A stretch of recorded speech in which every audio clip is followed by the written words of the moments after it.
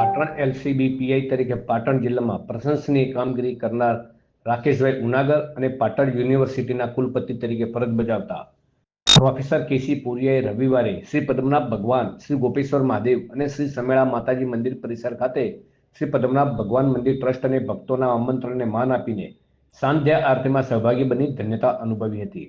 આ પ્રસંગે બંને સમાજના અગ્રણીઓનું શ્રી પદ્મનાભ મંદિર ટ્રસ્ટના યશપાલ સ્વામી, કલ્પેશ સ્વામી સહિત સમાજના આગેવાનો દ્વારા ઉષ્માભર્યું સ્વાગત કરી પ્રસાદ સ્વરૂપે રેવડી અર્પણ કરી સન્માન કરવામાં આવ્યું હતું. શ્રી પદ્મનાભ ભગવાન મંદિર પરિસર ખાતે પધારેલ યુનિવર્સિટીના કુલપતિ ડોક્ટર કેસી પુરિયાએ જણાવ્યું હતું કે સમયની સાથે સાથે સમાજમાં દિવસે દિવસે શિક્ષણનું સ્તર ઊંચું આવી રહ્યું છે તો સમાજ સંગઠનની ભાવના પણ મજબૂત બની રહી છે.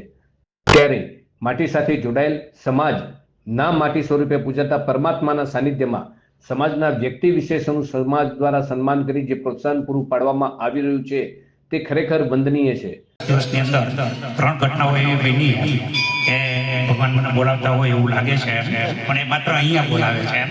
મારા બંધુઓ સાથે મળવા માટે બોલાવે છે. જો ઉપર બોલાવવાની વાત તો કોરોના જેવો સમય પણ નીકળી ગયો એટલે હવે એ પણ મને કોઈ ભય નથી. સૌ બંધુઓને ભગીની અને ભગવાનના ચરણોમાં માથું ઝુકાવતા મને હંમેશા આનંદ થતો હોય છે. તો પાટણ એલસીબી પીઆઈ રાકેશ ઉનાગરે પણ પોતાની ફરજ દરમિયાન પાટણ સમાજ દ્વારા લોકોનો મળેલ પ્રેમ અને સહકાર બદલ લાગણી વ્યક્ત કરી પોતાના સન્માન બદલ સૌનો આભાર વ્યક્ત કર્યો હતો.